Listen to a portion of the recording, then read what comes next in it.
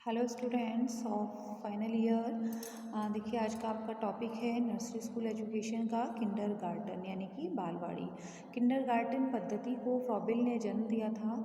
इसका अर्थ है, जर्मन शाब्दिक अर्थ है बच्चों का बगीचा। देखिए छोटे बच्चों के लिए शिक्षा का एक रूप होता है किंडरगार्टन, लेकिन अब इसका जो रूप है वो औपचारिक शिक्षा में बदल गया है। एक और परिभाषा जो प्रारंभिक बचपन की शिक्षा और प्री स्कूल को बताती है, उनके अनुसार यह 6 और 7 साल से कम उम्र के बच्चों की पूर्व पूर्व शिक्षा आकस्मिक शिक्षण होता है। तो किंडरगार्टन पद्धति को जन्म फ्रॉबेल ने दिया था। उन्होंने कहा था कि ये एक तरह का बच्चों का बगीचा है।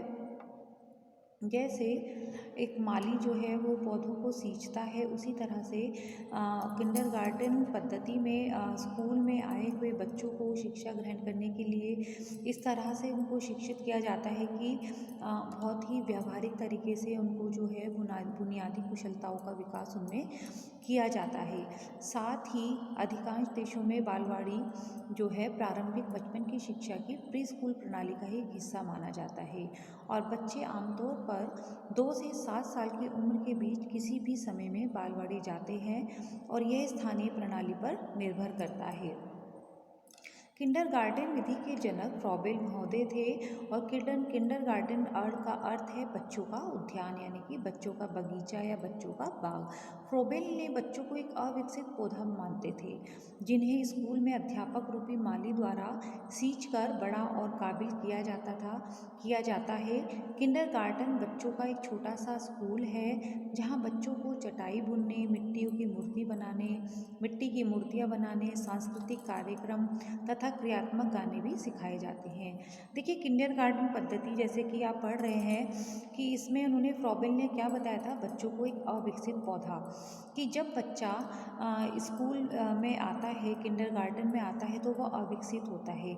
वहाँ पर उसको अलग अलग तरह के क्रियात्मक कौशल सिखाकर, व्यावहारिक ज्ञान सिखाकर उसको विकसित किया जाता है। तो एक तरह से उन्होंने अध्यापक को माली बनाया कहा और बच्चों को एक अविकसित पौधा बनाया यानी कि बच्चों के उद्यान में। इस विधि में शिक्षण कार्य महिलाओं द्वारा किया जाता है। जैसे इसके कार्य कौन कौन से हैं कि कार्य का ठेका, एक तरह से बच्चों के पूरे सर्वांगीण विकास का जिम्मेदारी लेना।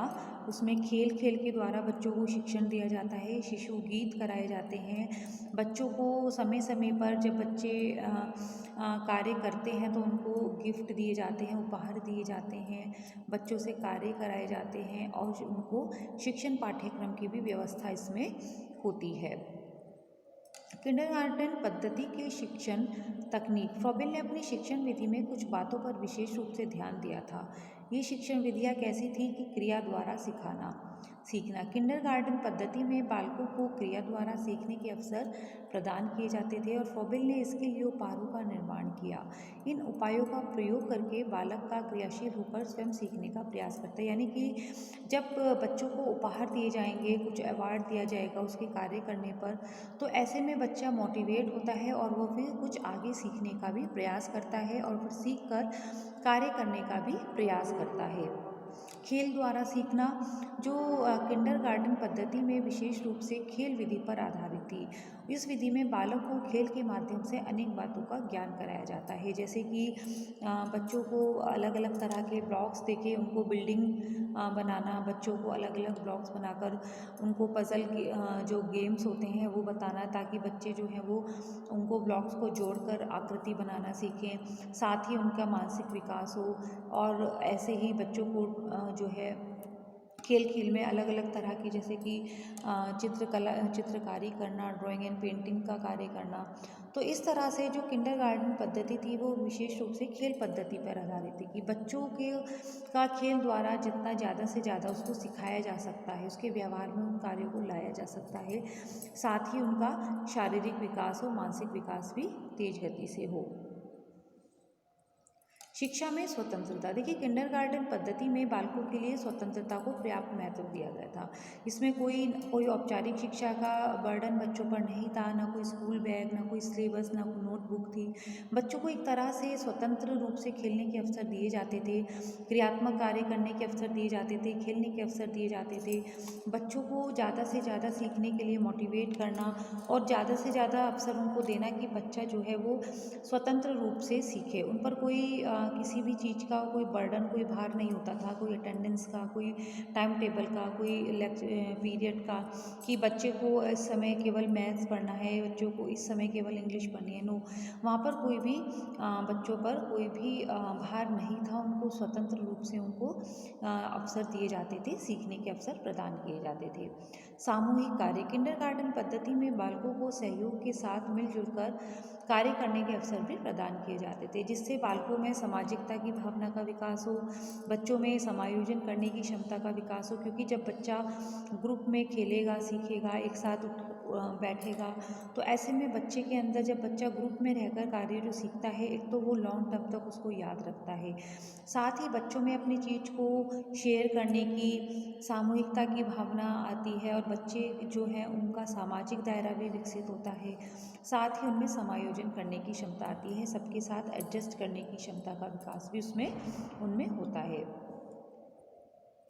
तो गर्ल्स, जैसे कि आज हमने बात की कि किंडरगार्टन पद्धति में बालक जो है वो शिक्षा किस तरह से ग्रहण करता है, कि बच्चे को खेल खेल के माध्यम से सिखाया जाता है, सामूहिक कार्य बच्चों को कराए जाते हैं, साथ ही उनको स्वतंत्र रूप से बच्चों को सिखाया जाता है कि बच्चा जो है वो ज़्यादा से ज़्यादा जो क्रियात्मक कौशल हैं वो सीखे, और वो भी उस पर कोई स्वतंत्र रूप से सीखे, उस पर कोई बर्डन ना हो, कोई जो है बोझ ना हो कि आज हमें टीचर्स ने ये काम दिया था, ये हमें असाइनमेंट दिया था।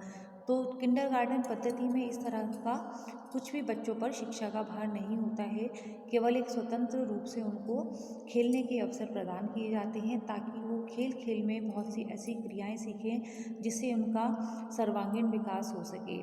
जैसे कि जो फ्रॉबेल ने, यानी कि किंडरगार्टन पद्धति में फ्रॉबेल ने क्या महत्व दिया था बच्चों का, कि बच्चे जो हैं वो मिट्टी के खिलौने बनाना सीखें, ठीक है ना, और अलग अलग तरह के जो बच्चों के, जैसे कि अपना जो कार्य खुद करना, जैसे कि शौच जाना तो आकर हाथ धोना, फिर अपने कपड़ों की तह बनाना, वो किस तरह से की जाती है।